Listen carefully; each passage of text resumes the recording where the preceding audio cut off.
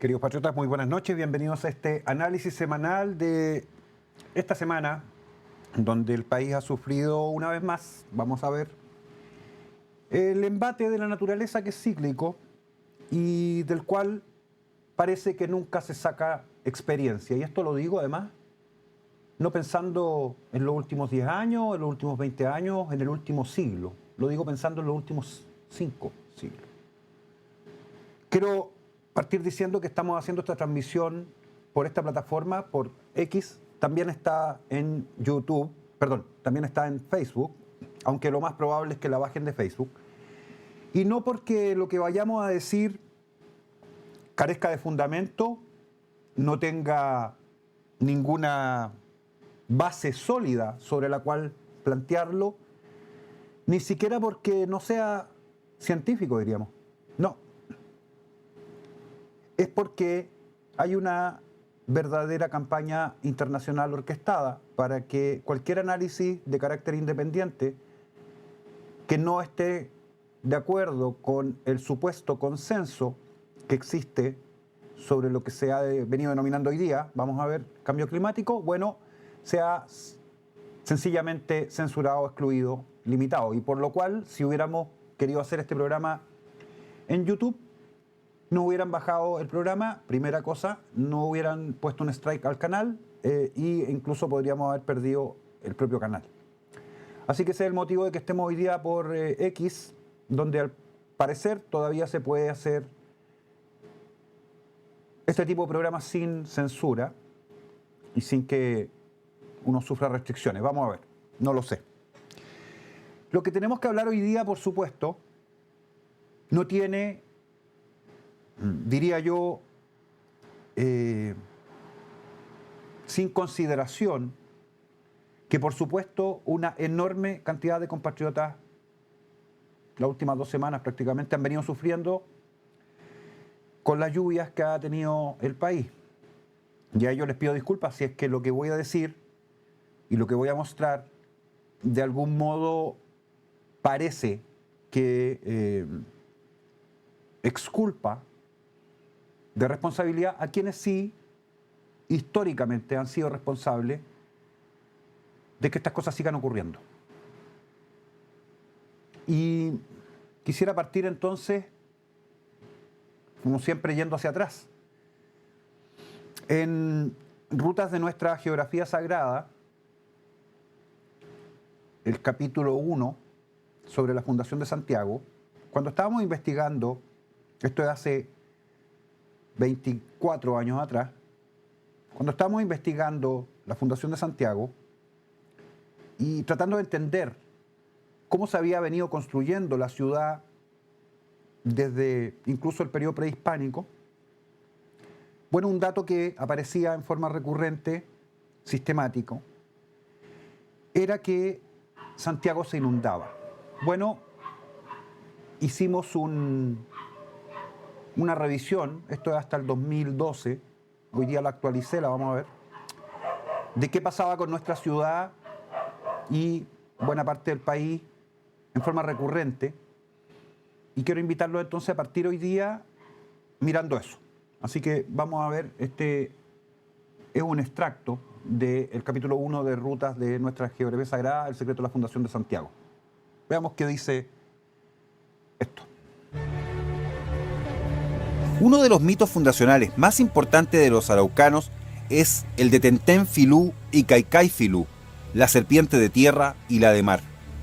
Un día fueron advertidos por Tentén que su enemiga, Caicay, preparaba un exterminio mediante una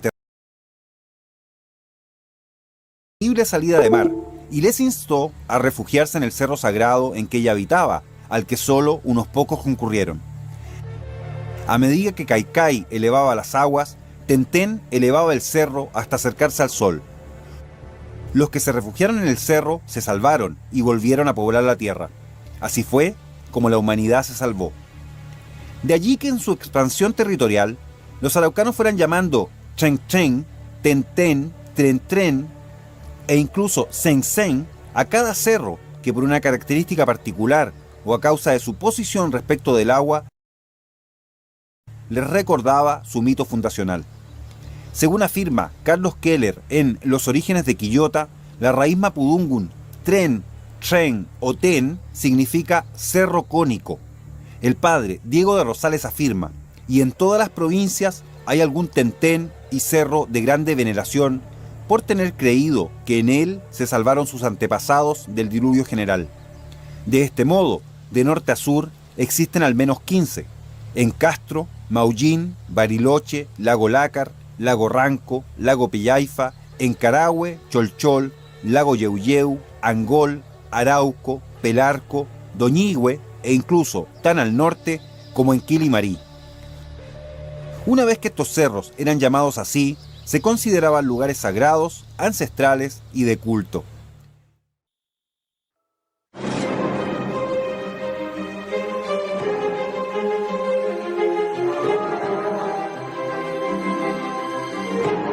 Apenas 3 años después de fundado Santiago, en el invierno de 1544, Pedro de Valdivia relata que se produjeron lluvias y tempestades, que fue cosa monstruosa, y como es toda esta tierra llana, pensamos de nos ahogar, y dicen los indios que nunca tal han visto, pero que oyeron a sus padres que en tiempo de sus abuelos hizo otro año así.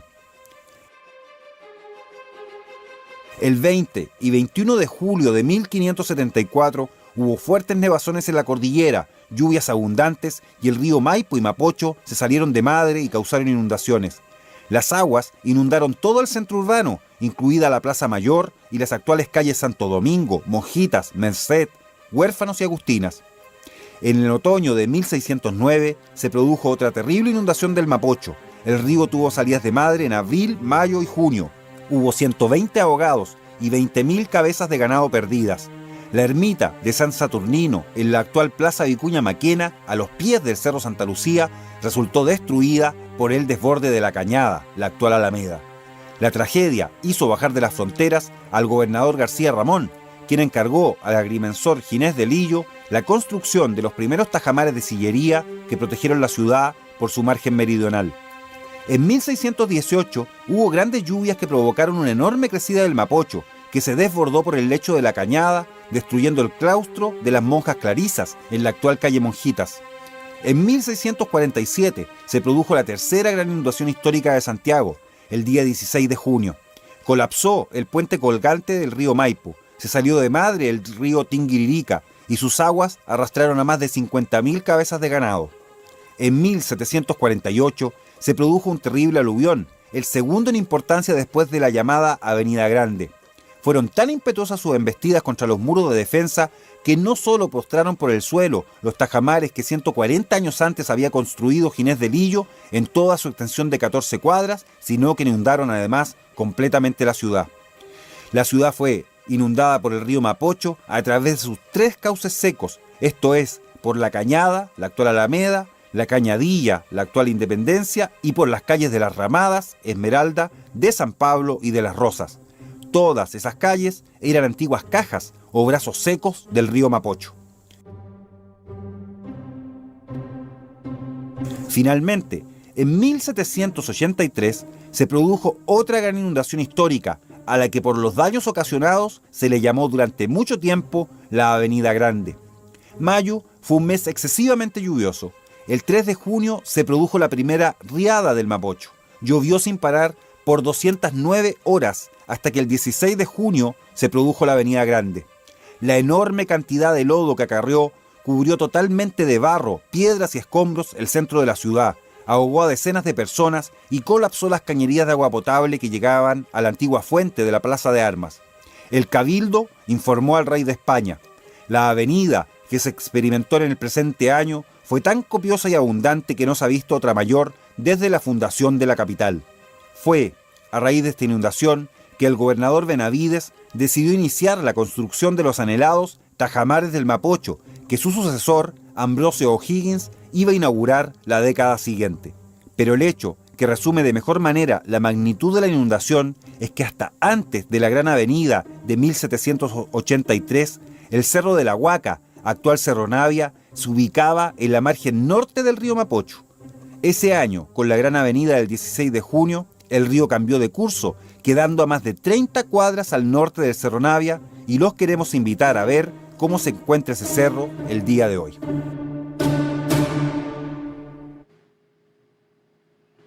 Bueno, para ver cómo se encuentra el Cerro Navia, por lo menos en esa fecha, vayan a ver el capítulo correspondiente. Lo que queda claro es que, yendo simplemente al mito de Caicay y Tren Tren, uno entiende de que todos los pueblos prehispánicos que habitaron nuestro territorio sabían de que vivíamos al lado de una enorme cordillera y al lado del mar.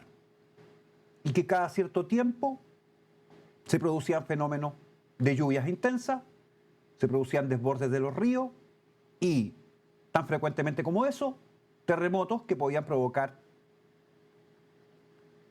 desde aluviones hasta salidas del mar.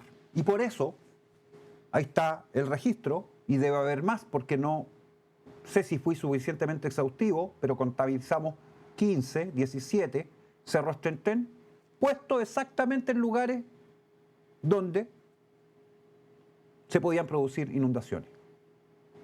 Si uno no toma en cuenta entonces ese registro de la memoria histórica ancestral, para entender de que nuestro país, particularmente la zona centro-sur, permanentemente, históricamente y prehistóricamente, ha venido siendo sujeto de inundaciones, es que no aprende nada.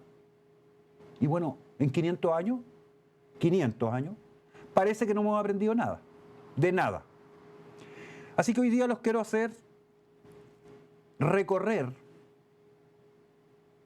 qué ha pasado en esos 500 años, pero no tenemos registros, por supuesto, fotográficos, de tan atrás como la Avenida Grande. Quedó registrada esa inundación en relatos diversos que están recogidos históricamente, pero no tenemos imágenes. Sin embargo, podríamos ir incluso un poco más atrás para reflexionar. Y reitero que lamento mucho si esto de alguna manera afecta a quienes han sido víctimas de lo que ha venido ocurriendo. Pero, bueno, hay cosas que uno no puede dejar de decir. Partamos con lo siguiente. Evangelio según San Mateo 7:24. Así, todo el que escucha mis palabras y las pone en práctica puede compararse a un hombre sensato que edificó su casa sobre roca. Cayeron las lluvias, se precipitaron los torrentes, soplaron los vientos y sacudieron la casa, pero ésta no se derrumbó porque estaba construida sobre roca. Al contrario, el que escucha mis palabras y no las practica puede compararse a un hombre insensato que edificó su casa sobre arena. Cayeron las lluvias, se precipitaron los torrentes, soplaron los vientos y sacudieron la casa. Esta se derrumbó y su ruina fue grande. Y claro, su ruina fue grande. Porque es tan evidente, siempre fue tan evidente, de que no se debía construir sobre arena, que incluso la propia Biblia lo señala. Más aún, un gráfico sencillo de dónde no se debe construir lo explica muy rápidamente. Digamos, claro, que un meme y que por ende a la derecha donde dice que no se debe construir en el terreno de tu suegro es parte del anecdotario nomás. Tomando este simple dato en consideración. Entonces, revisemos así someramente. Después vamos a mirar un poquito más en detalle. Someramente, algunas de las inundaciones que ha tenido, por lo menos desde hace un siglo y algo, nuestro país. Algunas imágenes, nada más. Veamos eso. Partamos con este registro de Valparaíso en 1889. Ahí atrás, Lipton ya aparece, Almacén Valparaíso, 1889. Valdivia, el mismo año, 1889, desbordado completamente el río. Poquito después, Valparaíso, 1914, calle Condel, en bote.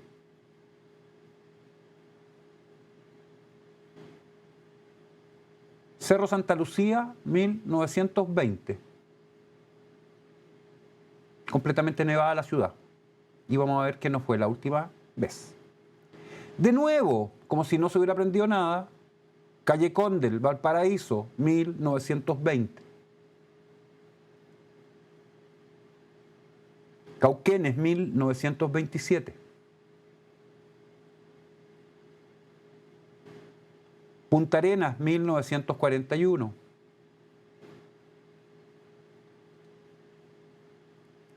El Cerro San Cristóbal, cumbre, 1942. 10 centímetros de nieve, incluso un poco más. Plaza Baquedano, 1954.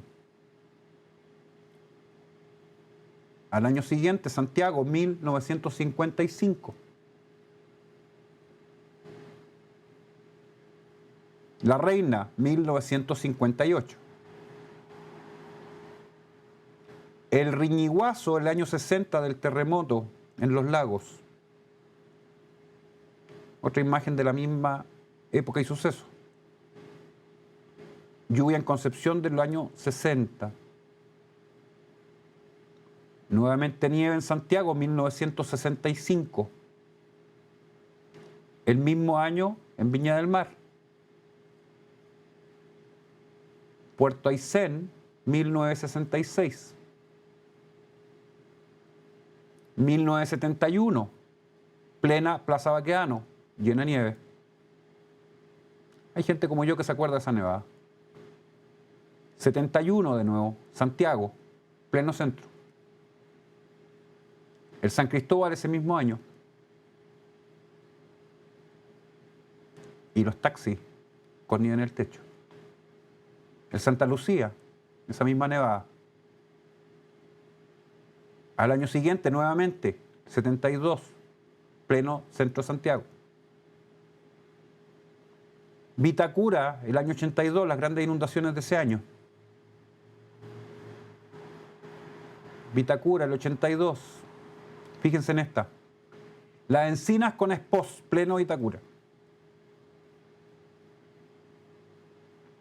Santiago, el 82, de nuevo. Esa foto me recuerda que esta semana vimos esa misma escena una vez más. Santiago, el 89. Santiago, el 2005. Santiago, el 2007. El mismo 2005 de nuevo. El 2014. El 2017, el San Cristóbal de nuevo. Licantén en el 86. Y esta, veámosla.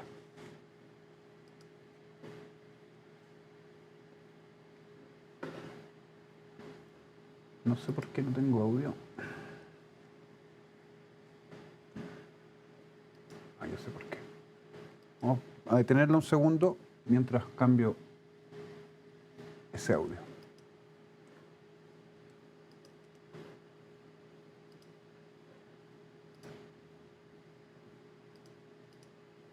A ver, no sé por qué no tengo audio. Gado frente de mal tiempo. Gobierno. Ah, yo sé por qué. Vamos a detenerla un segundo mientras cambio ese audio.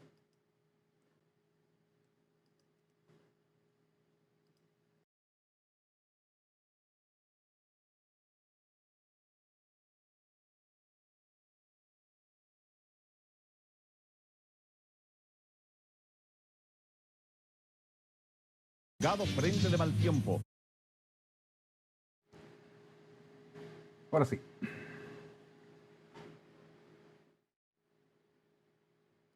Gado frente de mal tiempo. Gobierno declaró zona de catástrofe desde la 3ª a 9ª regiones. Arriesgado rescate en Lampa de damnificados que se resisten a abandonar sus casas sumergidas en el agua. Dramática operación para auxiliar a guagua enferma en la Florida. Suspenden clases en casi la mitad de los colegios del país. Medida no es obligatoria para establecimientos particulares pagados.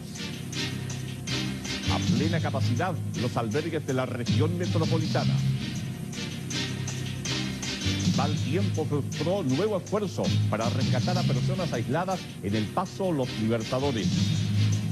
Superada emergencia en esteros Marga Marga y Reñaca de Viña del Mar que inundaron sectores residenciales. Desolador panorama en regiones, aumentan los damnificados. Amplia cobertura en Tele 13 de la emergencia que se vive en casi todo el territorio nacional.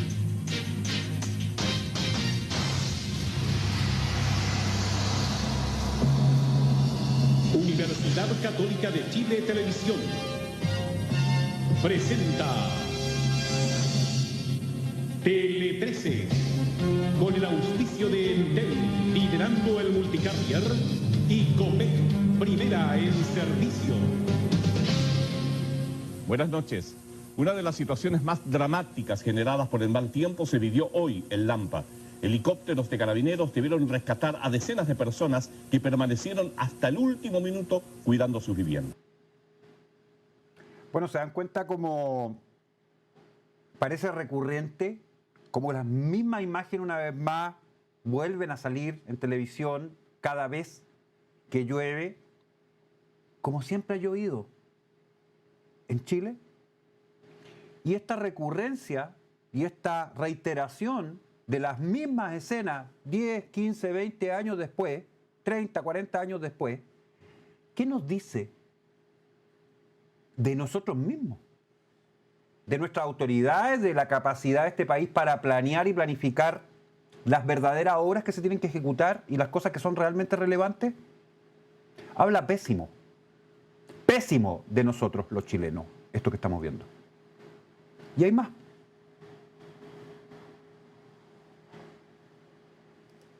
Gado prende.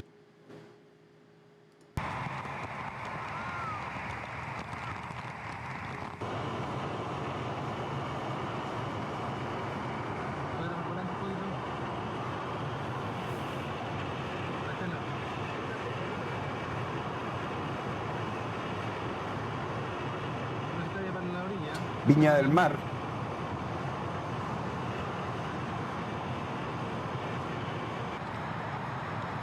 ...1997...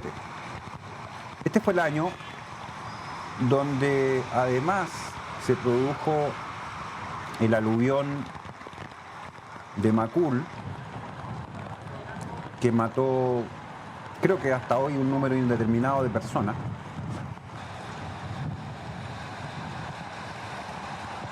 Y esa semana, curiosamente, yo estaba en la cordillera, en Baños Morales, participaba como aspirante voluntario del Cuerpo Socorro Andino, así que estuvimos ahí, aislados una semana. Cayeron más de 3 metros de nieve, andábamos esquiando arriba, literalmente, de los techos de las casas en Baños Morales. Mientras en el resto del país pasaban cosas como las que estamos viendo acá. El aluvión en forma imprevista cuando los habitantes del tradicional barrio de Miraflores descansaban en sus hogares se dejó caer con una fuerza impresionante, pasado el mediodía arrasando con vehículos, enseres e inundando casi todo el sector. El agua contenida en 2 quebradas se canalizó en forma irregular y derivó a través del cerro adyacente a Miraflores sobre la avenida Los Abetos. Uno de los cursos de agua rompió con ventanas y puertas de esta vivienda que quedó convertida en una catarata. Fue como un terremoto, el ruido ensordecedor y luego los efectos devastadores sobre los hogares. Los daños son incalculables en la propiedad pública y privada. Les pedimos por favor a las autoridades que nos ayuden. Esto depende de el que dice que es padre de la comuna, nuestro alcalde, que por favor nos ayude, que tenga limpios los cauces, es la única forma. Esto sucede porque los cauces no están limpios, ustedes se dan cuenta, son neumáticos, cocinas, piedras que bajan. El agua entró a las casas y a 1 metro de altura, por lo tanto le hizo daño no solamente a la alfombra, sino que a todos los muebles, a las radios, a los cassettes. Cuando uno entra a las casas es increíble el daño que se produjo. Y ya lo ven ustedes, esta casa en el estado que ha quedado. Es decir, esta está absolutamente inhabitable, hay que reconstruir. Luego, el curso del aluvión continuó en pocos minutos por la avenida 1 Norte, afectando todo el sector residencial. El estero Marga Marga quedó copado en su capacidad y el Sporting Club también fue inundado. Estas imágenes corresponden a la cancha donde se efectúan las carreras. Las caballerizas, al igual que las viviendas de los cuidadores, se encuentran anegadas. Algunos momentos después de ocurrido este aluvión, personal municipal, bomberos y carabineros salieron a prestar auxilio, sumando sus esfuerzos para ayudar a controlar la situación en el centro de Viña del Mar. Nuevamente las calles principales como Arlegui y Valparaíso quedaron anegadas, vehículos inutilizados, locales comerciales inundados, por varias horas un ambiente desolador a la espera de que las aguas bajaran para recuperar la normalidad. En la avenida Perú, la fuerza de la marejada provocó daños en el pavimento y se debió suspender el tránsito vehicular. Pero donde se pudo ver con mayor nitidez la fuerza de las olas fue en Valparaíso. La nave Carlos Darwin se sobró al golpearse contra la costanera. Ahí teníamos ese otro registro de ese año 97, que yo creo que muchos se acuerdan. Y bueno, después de que nos fueron en helicóptero, por supuesto, a buscar a algunas personas a Baños Morales, les comentaba allá arriba, y a la semana bajamos. Bueno, hubo que empezar a trabajar en llevar alimentos, frazadas, etcétera, a la gente que había quedado damnificada, que es una cosa de nuevo recurrente. Cada vez que hay una lluvia o un aluvión. Otro registro más.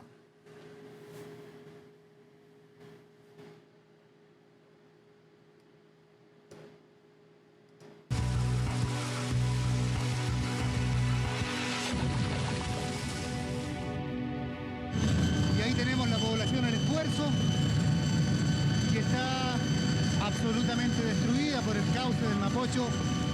No han sido pocas las veces en que la naturaleza se ha encaprichado con nuestro país, pero quizás sean los temporales de 1982 y el del 2002 el que nos dejaron imágenes imborrables de una lluvia que azotó sin misericordia el centro y el sur de Chile.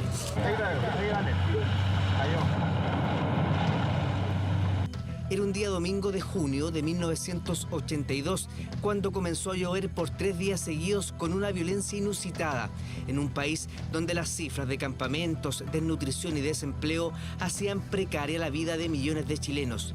Por esos 3 días, el temporal no dio tregua y el río Mapocho no soportó.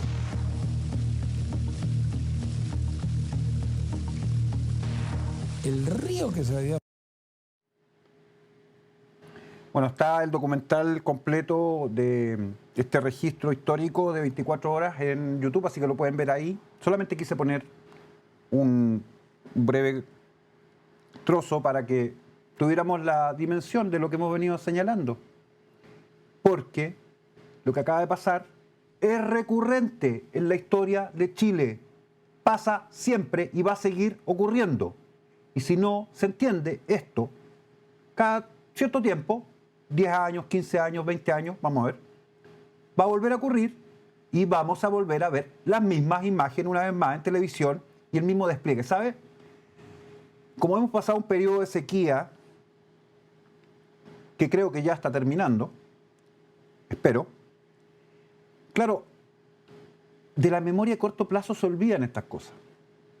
Pero un país no vive de la memoria de corto plazo de sus habitantes, no, tiene registro histórico. Y nosotros tenemos quizás de los mejores registros históricos respecto de esto, probablemente de todo el mundo.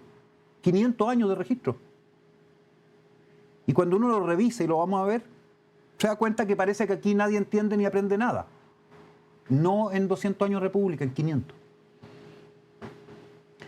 Y tal vez eso es lo peor de todo, porque cuando uno revisa y basta un poquito de investigación, en internet nomás, se da cuenta que hay una enorme cantidad de estudios, de papers, de análisis respecto a esta situación. No de hoy día, de hace mucho rato. Y por eso molesta que ignorantes que aparecen en pantalla, en todos los canales, hablen de cambio climático respecto a lo que acaba de ocurrir.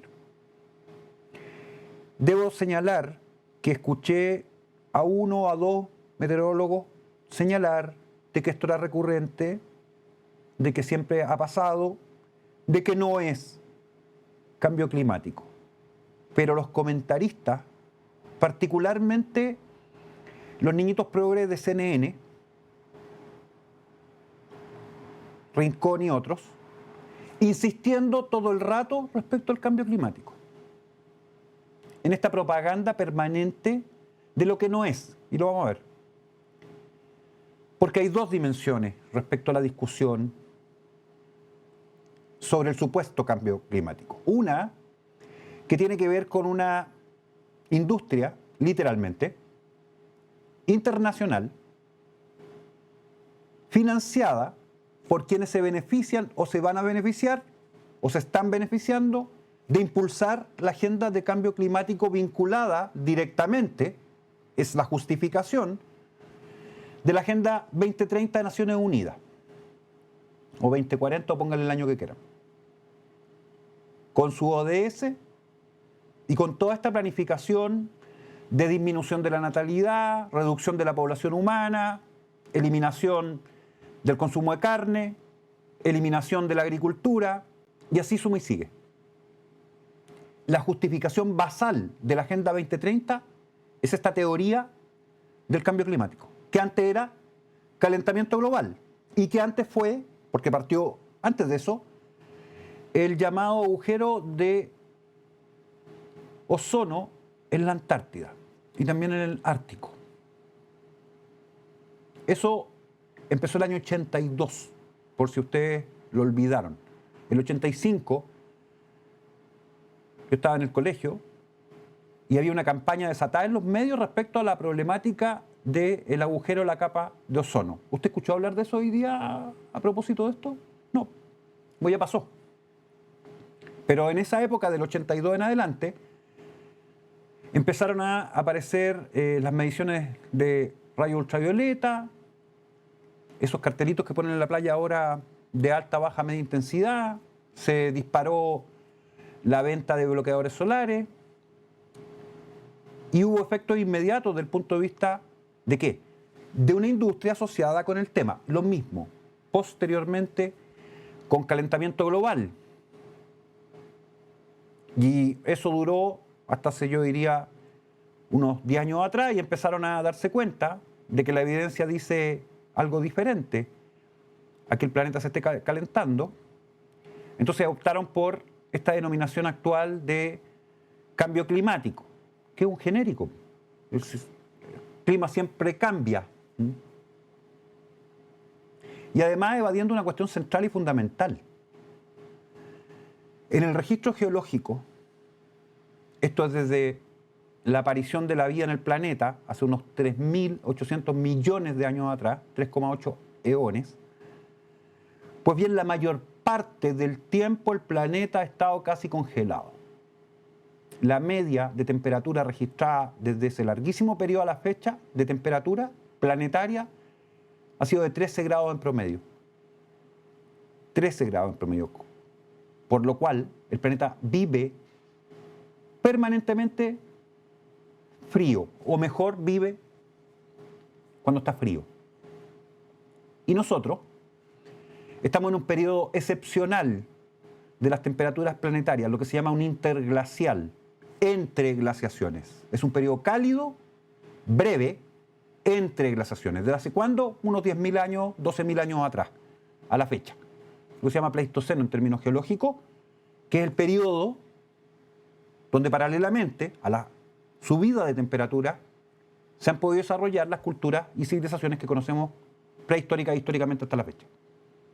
Pero es un periodo excepcional. ¿Qué viene después de este periodo? Bueno, un nuevo periodo glacial. Y los periodos glaciales duran no 10 o 20.000 años, duran cientos de miles de años en promedio. El planeta vive mejor congelado. Así ha sido históricamente. De hecho, lo que la Tierra hace, y la vida en la Tierra hace, para ser más estricto, es cada cierto tiempo acumular carbono en distintas formas, particularmente toda la gran capa de carbón, literal, que existe bajo la superficie de la Tierra en muchos lugares, Chile incluido, que se produjo justamente a partir de la época llamada, por ende, carbonífero, una época donde aumentó en el planeta la cantidad de oxígeno atmosférico y, por ende, especies que eran pequeñas en ese minuto, como los insectos, ya vamos a ver después, aumentaron de tamaño, aparecieron baratas gigantes, arañas gigantes y así, libélulas gigantes, y se produjeron incendios masivos, permanentes, recurrentes. Esto es no un siglo, 2 siglos, mucho más. Y bueno, ese carbón quedó depositado. ¿Y qué hizo? Enterrar carbono en el planeta. Lo mismo con el petróleo en otra forma. Y en definitiva, ¿por qué? Porque aparentemente, si uno registra o mira el registro climático geológico, el planeta no quiere estar con altas temperaturas. Parece que le gusta estar mejor en bajas temperaturas. Y ahora está además, ya no es teoría, ya es un hecho, la llamada en su momento teoría de la bola de nieve, porque se encontraron evidencias de que no es que solamente en épocas glaciales el planeta estuviera congelado alrededor de los polos, sino que incluso hasta el propio Ecuador, por lo menos 4 veces hasta este minuto, según entiendo, habría habido este efecto bola de nieve del planeta completamente congelado. Y no obstante eso, para que se entienda que no estoy diciendo que hay ninguna catástrofe, la vida ha seguido viviendo y perseverando en todo ese largo periodo. Así que esa es la primera consideración respecto al problema de que hoy día haya una discusión de carácter científico, la primera de las discusiones, respecto de esto, donde hay un consenso impulsado por una industria para que los científicos digan esto. Pero claro, hay voces disidentes respecto de esta teoría, y esas voces disidentes sistemáticamente o bien son acalladas, o bien son ninguneadas, lo más habitual, o simplemente no tienen ninguna cobertura desde el punto de vista mediático, y por ende usted seguramente no se entera de otro tipo de estudios que refutan todo lo que ese consenso científico industrial está planteando. Y por el otro lado, y esto tal vez es lo más preocupante, está la discusión política que da sustento a la otra discusión pseudocientífica respecto de esto. Porque hay una agenda global política, basada en esta teoría de cambio climático, que reitero es la base fundamental de la Agenda 2030 Naciones Unidas, con todo lo que trae de la mano. Esa discusión política tiene como fundamento, primero, un anticapitalismo absoluto. ¿En qué sentido? No es ni siquiera que uno esté a favor o en contra del capitalismo per se. No. Es que la consecuencia de que se esté produciendo el cambio climático es responsabilidad del capitalismo. Esa es la base argumental. Por el desarrollo industrial, por el desarrollo de la agricultura intensiva, por la minería, por cualquier cosa. Entonces, esto no se trata de una discusión sin interés político, es al revés. Es una discusión que tiene un fundamento estrictamente político en una agenda donde se cruzan los intereses globalistas con los intereses de la izquierda progresista. Eso es el fundamento del cambio climático en términos de esta discusión. Si fuera solo científica la discusión, si sus argumentos solo pudiesen enmarcarse dentro del ámbito estrictamente científico, pues bien, no habría organizaciones internacionales impulsando solo una mirada, solo una característica de propuesta analítica respecto de cualquier fenómeno, incluido este fenómeno. Porque en ciencia no debería, pero también hay modas. Y esto es una moda científica. Una moda, reitero, impulsada por una gran industria detrás, que tiene fundamento ideológico y político. Dicho eso, evidencia respecto a lo que nos pasa a nosotros. Más de la mitad de las inundaciones desde el siglo XVI en nuestro país fueron en los últimos 100 años. Estudio de la Universidad de Concepción detectó 227 inundaciones fluviales en el periodo de 1574 al 2012, son más. Investigación también constató un aumento de crecidas nivales o aluviones en la cordillera. ¿Qué dice en síntesis? No lo voy a mostrar entero porque es larguísimo, pero se registran 227 eventos de inundación fluvial en el periodo de 1574 al 2012. El 71% de estas se asocian a eventos pluviales por precipitación frontal y convectiva, un 12% a procesos de nivoglaciación, un 10% a procesos volcánicos y la menor proporción de crecidas fluviales de carácter catastrófico se vinculan a deslizamientos e intervenciones antrópicas, es decir, la menor de las grandes inundaciones que se han producido tienen como factor detonante la intervención humana. El siglo XX, de 1900 al 2012, concentra un 60% de los casos consignados en los últimos 500 años. Aquí hay que decir algo, paréntesis. Claro, consigna la mayor cantidad de casos porque también tenemos la mayor cantidad de registros. Son las dos cosas que se tienen que tomar en consideración. No es que antes no hubieran ocurrido. Entonces, el siglo XX concentra un 60% de los casos consignados en los últimos 500 años. Durante este periodo se incrementan levemente las inundaciones relacionadas con procesos de nieve y glaciares en un 14%, mientras que aquellas asociadas a lluvias intensas mantienen un alto porcentaje, 68% del total. Las causadas por procesos volcánicos e intervenciones antrópicas conservan su baja frecuencia. Si se profundiza el análisis a nivel de década, se constata que en promedio, escuchen esto porque yo creo que este es el dato más interesante de este estudio, en promedio ocurren 15 inundaciones catastróficas por década. Ese es el promedio histórico. 15 por década. Cada año se producen inundaciones catastróficas de algún nivel, mayores, menores o de baja intensidad. Para el periodo 1900-2012, entonces, 15 inundaciones promedio por década. Se observa un marcado aumento de los eventos desde la década de 1940 hasta 1970, lo vamos a ver después, que decrece desde 1980 para alcanzar un mínimo en 1990.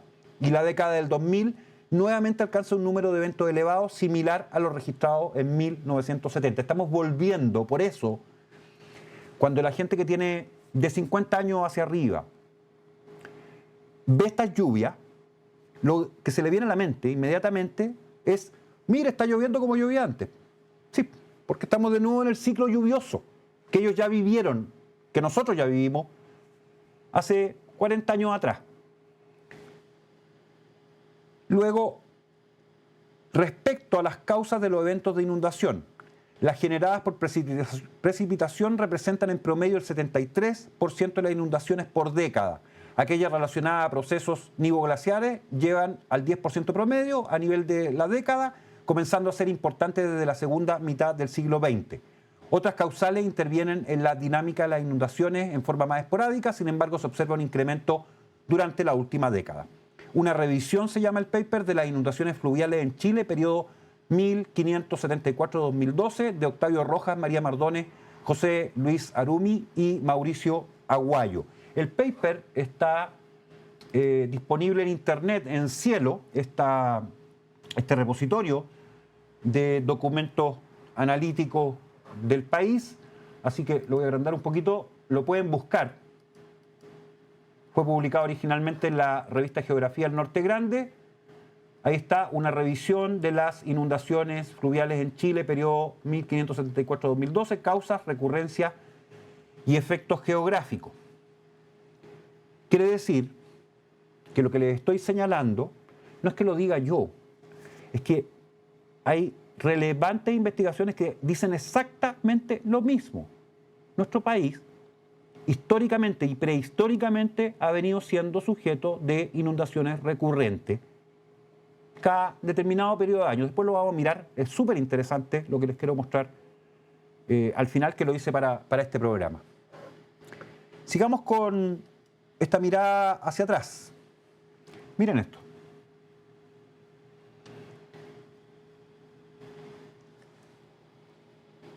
La intensidad fue del caudal creciendo. Por la plaza de Armas pasaban dos brazos torrentosos de agua, uno por su costado norte y otro por su costado sur.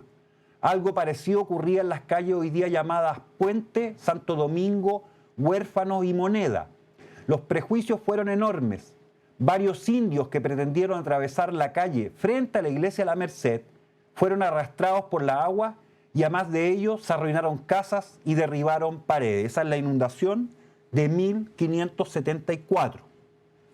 Y ahora, teniendo en consideración entonces estos datos históricos, que no son, reitero, de 200 años, y son de 500 años, todavía vivimos cada cierto tiempo la misma situación una y otra y otra y otra vez, sin que nadie, primero, haga nada al respecto, sin que el Estado de Chile haga nada realmente al respecto, y además teniendo que sufrir cada vez que ocurre el destrozo de vivienda, daño a la familia, todo lo que significa la dimensión humana de lo que estamos comenzando. Y cuando uno revisa, entonces, dónde está construida la ciudad, dónde se construye Santiago, que tiene enorme cantidad de cosas positivas y favorables, pero que hay otras que no se toman en consideración. Y una primera mirada, entonces, a la geografía de nuestra ciudad dice lo siguiente. Miren esto. Este mapa lo dio a conocer el investigador Juan Carlos Arellano, que es un plano de Huechuraba y Quilicura de 1864. Bueno, en esa época, como están viendo ahí en pantalla, todo lo que actualmente es Huechuraba, El Salto, entre el Camino Real de San Felipe de esa época y el Camino de Santiago, entonces todo ese sector es terreno húmedo y aparece allí la laguna de Quilicura, lugar que por ende está construido sobre, a la fecha, una laguna rellenada. Entonces, mirando esto, es evidente de que cada vez que se producen precipitaciones como las que acabamos de vivir, se va a volver a inundar. Y eso queda súper claro al mirar qué pasa al frente, desde el Cerro del Guanaco, en Huechuraba, con la caída de aguas. Porque ¿hacia dónde fluyen? Bueno, la parte más baja. Y la parte más baja está en Quilicura. Así que no es raro que se inunde. Si usted lo mira ahora a nivel de la cuenca del Maipo y del Mapocho, resulta que ahí tiene una ampliación a la izquierda de la cuenca del Mapocho. La zona norte de Santiago tiene todos esos afluentes, el Tiltil, el Estero Chacabuco, el Margarita, el Peidehue, el Colina, que van en su conjunto a unirse al Estero Lampa y el Estero Colina para llegar a unirse con el Mapocho en Laguna Carén. Y por ende toda esa zona está sujeta no tan solo a inundaciones frecuentes, sino además tiene presencia de humedales. Sí, específicamente estamos en Polpaico, al ladito de Tiltil. Y fíjate que se sale el estero que tiene el mismo nombre, el estero Polpaico, y corta la ruta que sirve de conexión entre Polpaico y Tiltil. Los vecinos igual tienen conectividad, pero se van a tener que dar una vuelta por Rungue, que son como 4 o 5 kilómetros más allá. Por lo tanto, el camino, que es el más cercano, porque entre Tiltil y Polpaico hay solamente 1 kilómetro, quedó completamente anegado. Ustedes pueden ver cómo el estero pasó sobre el camino que va bordeando la línea del tren, va por debajito de la línea del tren, y ahora el agua está pasando a sus anchas libremente por encima de la calle, cubriéndola de lado a lado, extremo a extremo. Lo van a poder ustedes apreciar en una perspectiva más grande, ¿verdad?, con la imagen del dron. Pero un estero que la verdad sorprende a los vecinos más jóvenes, porque los más antiguos me estaban recordando que esto no pasaba desde el año 1992. Bueno, ahí está de nuevo. Los más antiguos se acordaban de que el 92, las inundaciones que ya vimos, había ocurrido exactamente lo mismo. Porque la cota allí en el estero Polpaico, en el estero Lampa, en toda la parte baja de la cordillera de la costa, que involucra Tiltil, Lampa, Polpaico, Noviciado, es del orden de 450 metros de altura y después vamos a ver qué pasa con eso. Por lo cual, es recurrente que cada vez que va a llover, todo lo que se ha construido en los o alrededor de los cauces de esos esteros que se transforman literalmente en ríos, se va a inundar una y otra vez. ¿Qué habría que hacer? Bueno, profundizar los cauces en el periodo seco y tenerlos habilitados con mayor capacidad caudal para los momentos de lluvia intensa que se van a volver a producir una vez más.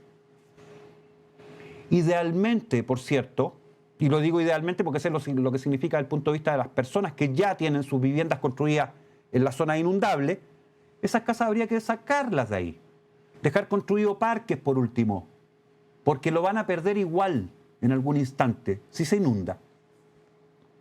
Y tener habilitada la zona para que cuando llueva, y aquí tal vez viene la consideración más importante,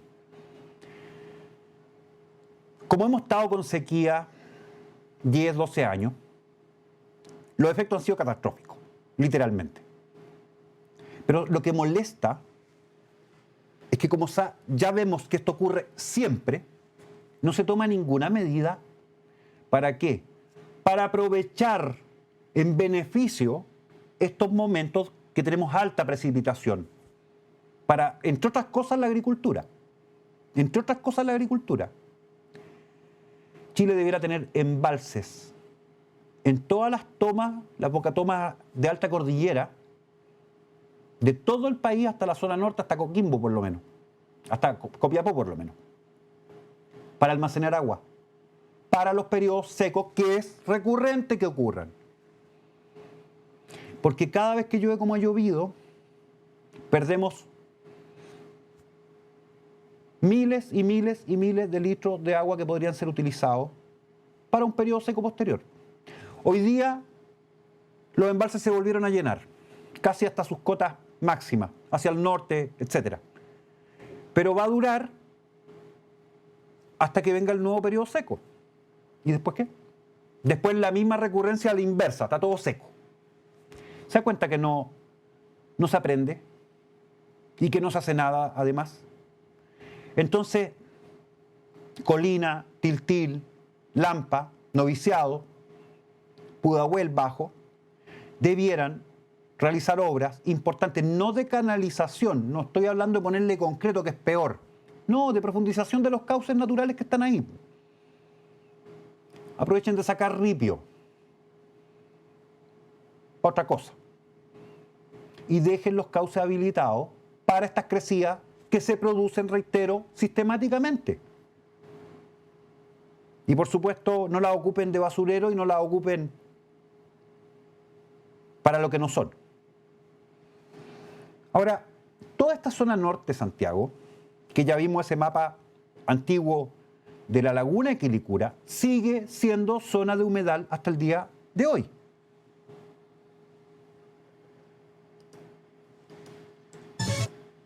Miremos, por ejemplo. Ahí tienen el humedal O'Higgins, zona norte de Santiago. Créditos de Rodrigo Vallejo por esa foto.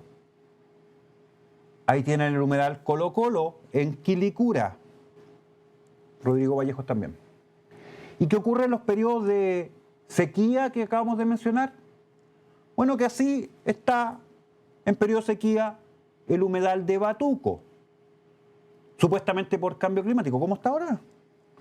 Bueno, lleno de agua. Porque es cíclico.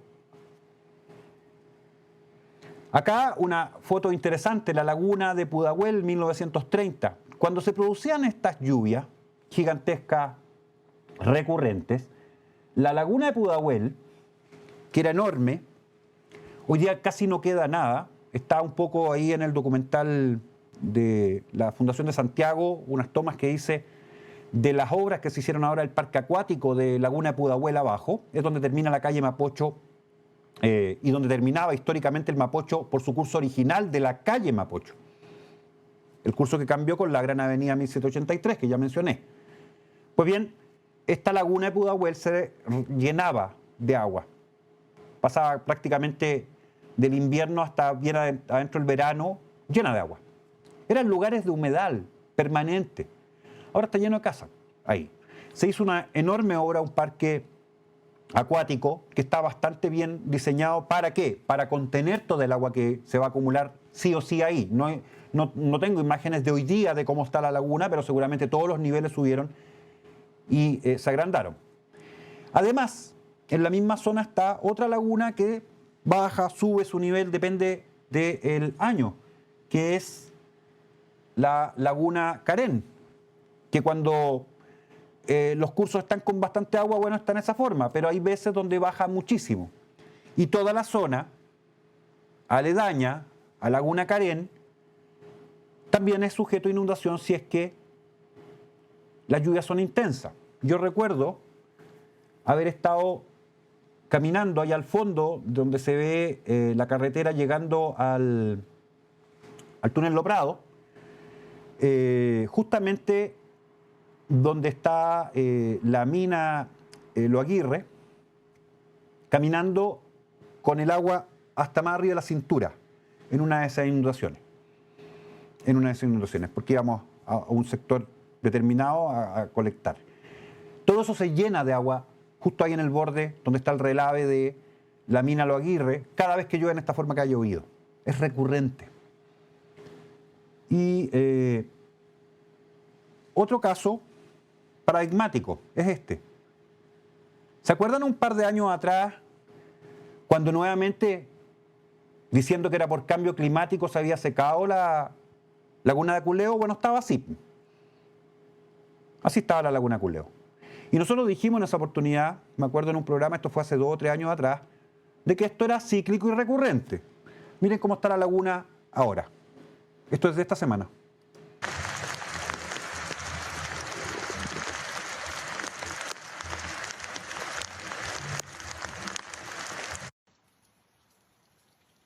Volvieron a aparecer la isla en la laguna.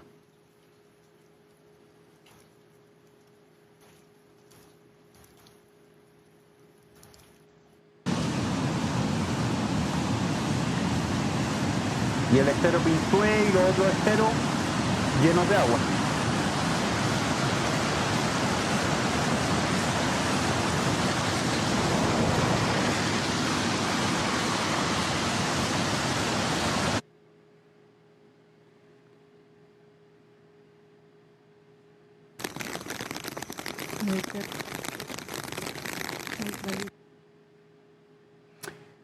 Bueno, les reitero, 2 o 3 años atrás andaban los mismos de siempre diciendo, miren lo que está provocando el cambio climático. ¿Qué van a decir ahora? Porque es recurrente, la laguna se deseca y se vuelve a rellenar. Además es una laguna que es bien interesante su origen, porque hay una investigación del año 60 que nosotros dimos a conocer también en Rutas de nuestra Geografía Sagrada, que es a propósito de la leyenda de Aculeufu, el monstruo del lago de Aculeo, que originalmente no vivían en la laguna de Aculeo, sino que vivían en un paleolago, un lago ancestral, que partía desde Angostura de Paine, que en ese tiempo estaba cerrado, no había un paso ahí en Angostura de Paine, hacia el sur y llegaba prácticamente hasta Rancagua. Todo eso que está en esa extensa zona estaba bajo el agua.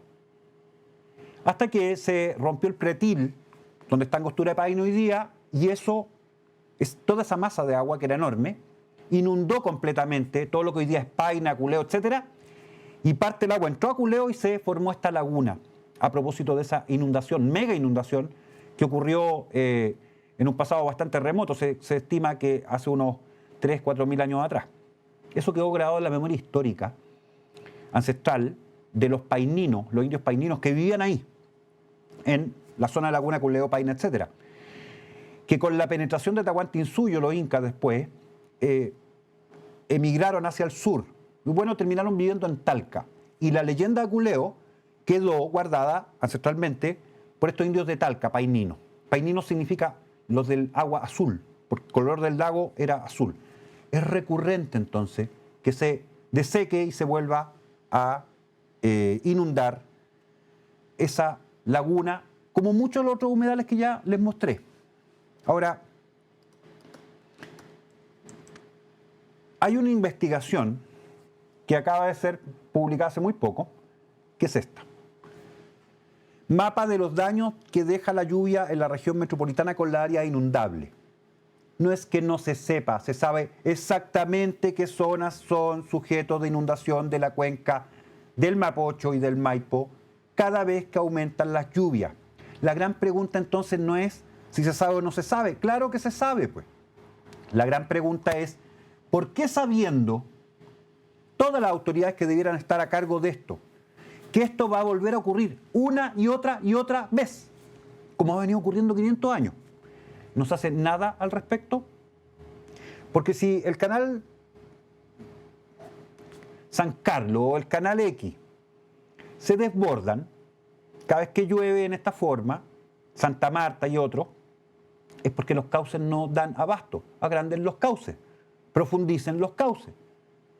Mientras se puede, cuando estamos en temporada seca, para que después no tengamos estos efectos. ¿O no? Como decía alguien, ¿es muy tonto lo que estoy diciendo? Y si no fuera por estos estudios, hay de nuevo que mirar el mapa. Si la cuenca de Santiago está hecha sobre un plano inclinado, ya lo vamos a ver, donde todos los ríos, todas las áreas húmedas, todo lo que se acumula de lluvias va a fluir en una dirección y no en otra. Este es el hecho. ¿Y por qué lo señalo? Porque quiero que entiendan una cuestión que me parece fundamental. El otro día hoy día me parece que escuché a un comentarista decir que Santiago estaba al lado de una pequeña cordillera. Una pequeña cordillera. Bueno, frente a Santiago, inmediatamente, está todo el cordón del Cerro San Ramón, que parte por el norte en el Cerro Provincia, llega a la cumbre del San Ramón, pasa por el Oratorio Inca de la Sierra Ramón, que excavamos con el doctor Esteban, a quien le mando un saludo, continúa al Punta de Dama y va a terminar bajando y llegando hasta la entrada del Cajón del Maipo, en la obra. Es gigante. Tiene de largo casi 40 kilómetros, 30 y tantos kilómetros. Y de altura, en la cumbre del San Ramón, 3.200 y tantos metros. Cuando ustedes alguna vez puedan ir a Europa, seguramente se van a enterar de que los magníficos Alpes europeos tienen su cima más alta, el Mont Blanc, a unos 3.500 metros de altura. Nosotros tenemos un Mont Blanc acá al frente de Santiago, la cumbre más alta de Europa. Y detrás de eso tenemos al Cerro del Plomo, en 5.430 metros, 4 volcanes, algunos casi punteando los 6.000 metros de altura, en un macizo cordillerano enorme. Es gigantesca la montaña que tenemos al lado. ¿Y qué genera eso? Una tremenda pendiente, que es esta. Esta es la pendiente de Santiago. Ahí tienen un corte de la pendiente que tiene la ciudad respecto de dónde. A la derecha de la cumbre del San Ramón, a 3.238 metros de altura. Voy a pasar el cursor, yo no sé si en pantalla se va a alcanzar a ver bien, pero todo está en la caída que está del San Ramón hasta llegar aquí ya a Peñalolén, Las Condes Alto, Lo Barnechea, etc. Lo Barnechea no exactamente, pero Las Condes, Peñalolén y La Florida. Ese es el nivel de la caída. Y después viene lentamente esta inclinación. Todo esto que está donde está construido Santiago es relleno que se ha producido aluvional justamente porque tenemos la montaña al lado. Y baja y sigue bajando sin ninguna solución de continuidad. No aparece ahí, debiera haber una cumbre pequeñita en el centro de Santiago que es el Santa Lucía, pero no aparece. Y termina bajando hasta llegar más allá del Cerro Amapola en Laguna Carén, hasta casi llegar, lo que ya les mencionaba antes, al túnel Lo Prado, donde vas a estar a 450 metros de altura promedio. Es decir, nuestra ciudad está construida en una pendiente, por donde usted la mire. Cada vez que llueva, con esa tremenda montaña al lado, va a bajar el agua en la forma que baja cuando se acumula mucha cantidad de precipitaciones. Y va a seguir ocurriendo siempre, siempre. Además, creo que esto lo mencioné, en algún minuto lo voy a volver a decir. Justamente arriba, al sector norte de la Cumbre Ramón, pasado el portezuelo Los Incas, hasta el Cerro Tambor, por acá, hay un bloque colgante gigantesco que está ahí puesto arriba sobre nuestras cabezas. Y cuando digo bloque colgante es porque un área de la montaña enorme, como una pared, que por abajo ha venido siendo socavada, porque hay roca arriba y abajo hay tierra, entonces se socavó. Ese es un bloque colgante que en algún minuto, hoy día, mañana, pasado, en 100 años más, no importa, se va a desprender, completo. Y va a ser una remoción en masa gigantesca que va a terminar afectando toda la quebrada de Ramón hacia abajo, va a terminar destruyendo literalmente La Reina, parte Las Condes, y va a seguir el cauce natural de bajada que se produce ahí. Eso va a ocurrir. Si nadie se lo ha dicho, o si ustedes no lo han visto en televisión, es porque nadie les cuenta estas cosas. Pero basta ir a mirar, y la gente que ha subido al San Ramón, haciendo la ruta normal, conoce el bloque que estoy mencionando, que es enorme, es gigantesco. Reitero la dimensión que tiene, para que quienes quieran mirarlo ahí en el Google Earth, desde más o menos el portezuelo del Inca hasta el Tambor. Es enorme, gigantesco. Como eso pasa recurrentemente, como esta pendiente es brutal sobre la que se ha construido la ciudad, es entonces que se explica que cada cierto tiempo se produzcan cosas de esta magnitud, que ya lo mencionamos. La Gran Avenida de 1783.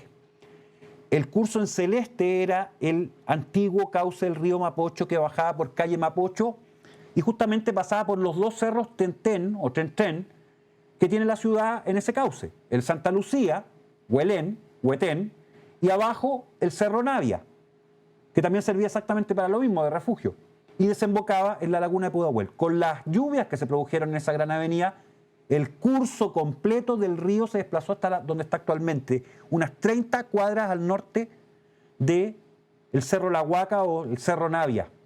Y bueno, después se une ahí al antiguo curso abajo en Laguna Carén. Por el lado de Alameda, que también era otro cauce del propio Mapocho, las aguas llegaban a Chuchunco, es decir, de las rejas hacia abajo donde se pierden las aguas. Por eso Mapocho también tiene como potencial traducción la idea de las aguas que se pierden.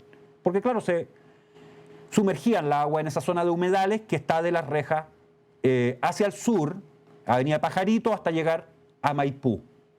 Porque nuestra ciudad, reitero, está construida en una gigantesca pendiente desde la cordillera hasta prácticamente llegar a la cordillera de la costa. Ahora, miremos esto.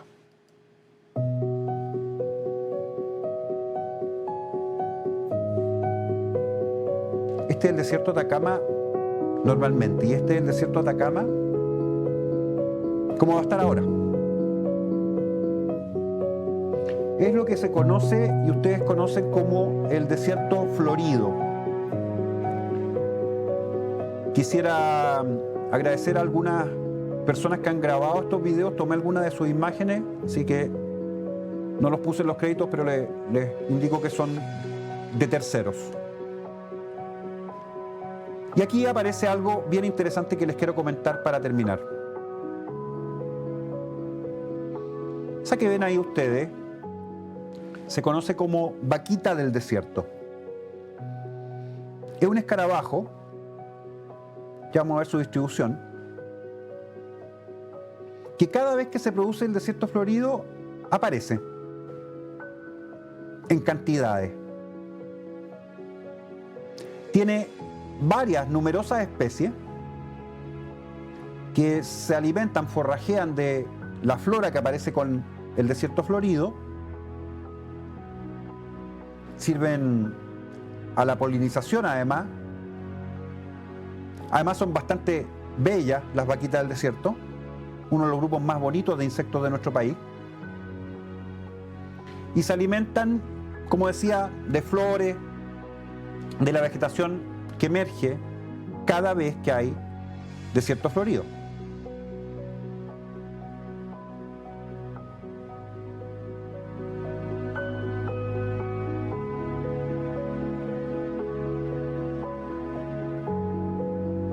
Ahora, con lo que ha llovido, vamos a tener, hasta Copiapó por lo menos, nuevamente desierto florido, y las vaquitas van a volver a aparecer, una vez más.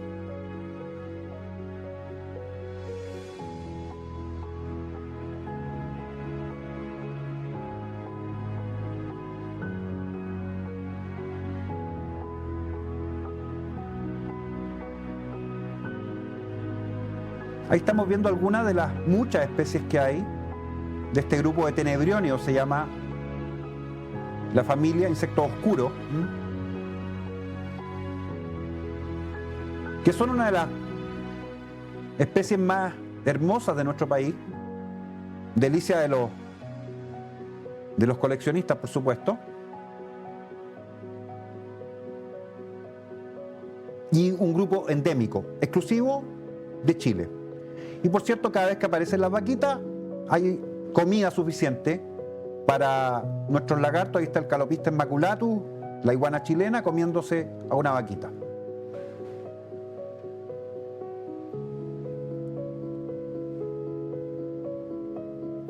Y sobre el lagarto, por supuesto, los zorros y toda la demás fauna que aparece cada vez que hay desierto florido. Ahora ustedes dirán, ¿qué tiene que ver las vaquitas del desierto con lo que estamos comentando?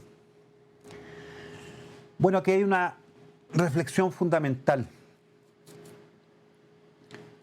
Más de 200 especies de plantas aparecen en los periodos de desierto florido, que se producen recurrentemente cada determinado número de años cuando llueve como ha llovido ahora, 10, 15, 20 años, no importa.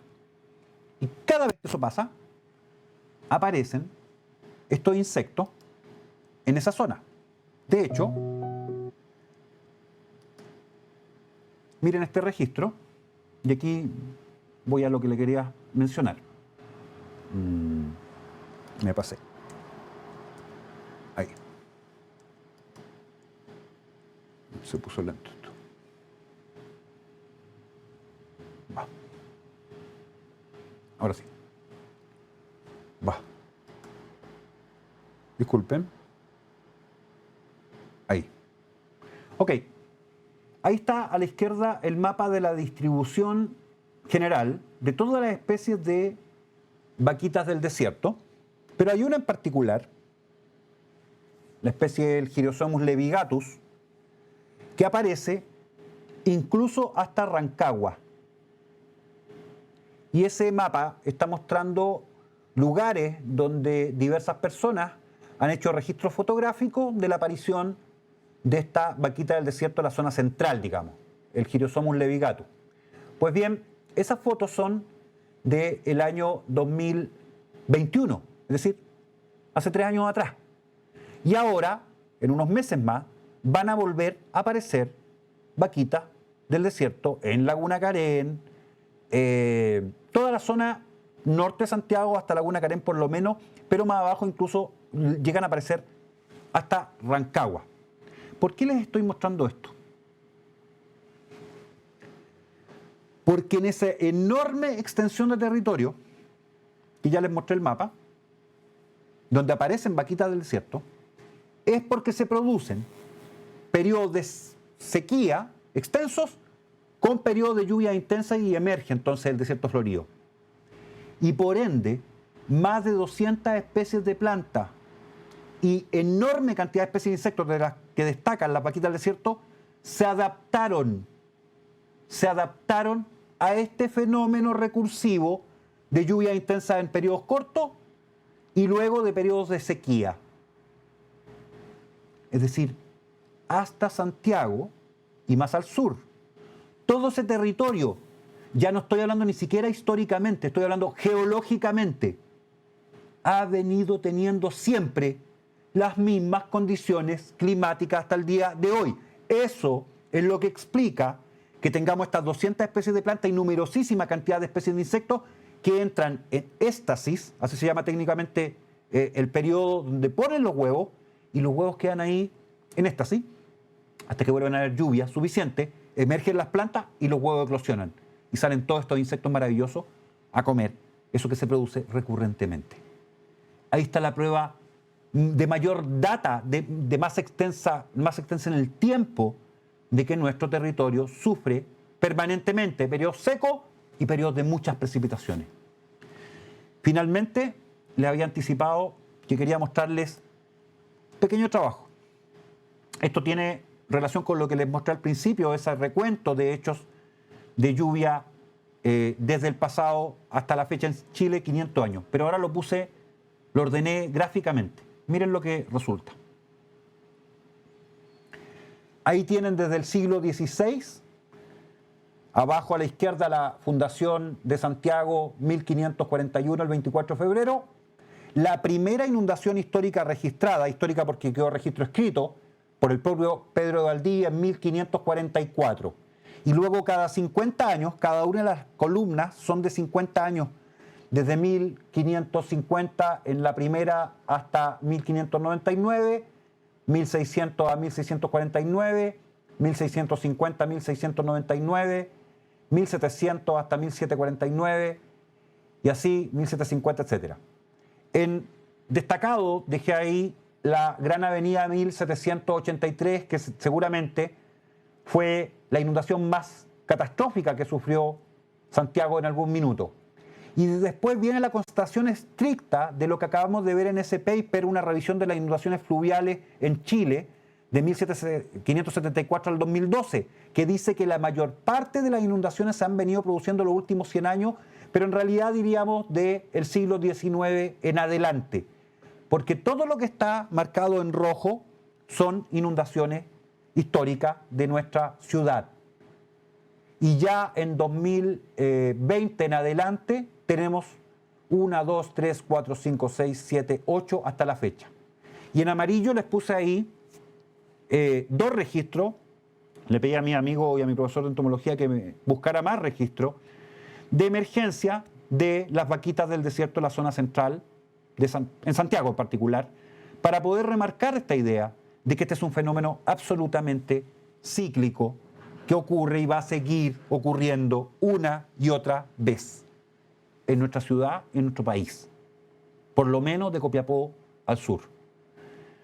La reflexión de todo esto, entonces, es que cuando usted escuche a idiotas en los medios de comunicación decir que estos problemas que estamos viviendo son por el cambio climático, entienda que ahí hay una agenda política y que ellos son operadores políticos por estar hablando estupideces en la pantalla sin entender realmente lo que pasa en nuestro país.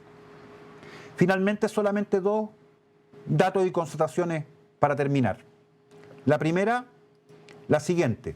A despecho de lo que estaban hablando de poquito tiempo atrás, calentamiento global, un informe de Geociencias de Estados Unidos dice que la plataforma helada creció en 5.305 kilómetros cuadrados entre el año 2009 y el 2019, en solo 10 años.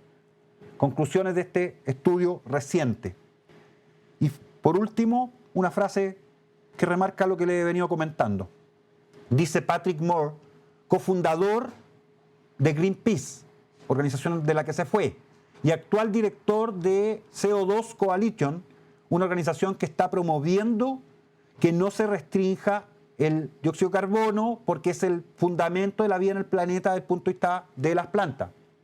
Señala, un día caí en la cuenta de que la mayoría de las historias de miedo que aparecen hoy en los medios de comunicación se basan en cosas que son invisibles, como el CO2 y la radiación ultravioleta, por ejemplo, o muy remotas, como los osos polares y los arrecifes de coral. Por lo tanto, el ciudadano medio no puede observar y verificar la veracidad de estas afirmaciones por sí mismo.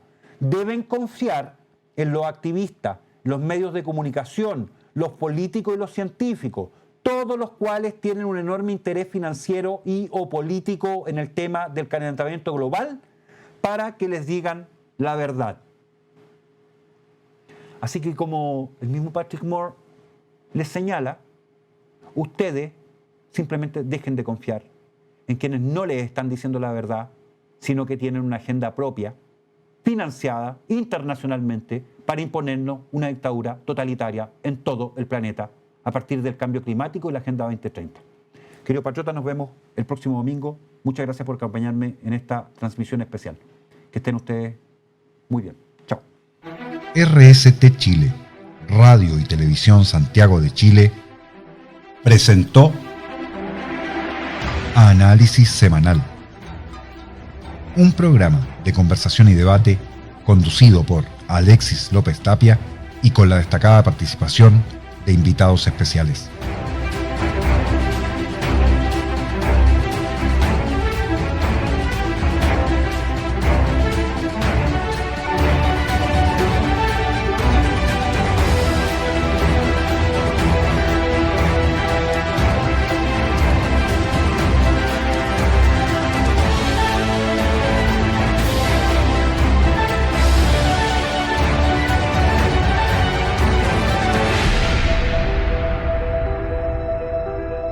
Porque Chile merece más, síguelo todos los domingos a partir de las 22 horas por RST Chile, transmitiendo en vivo para Chile y el mundo a través de Internet.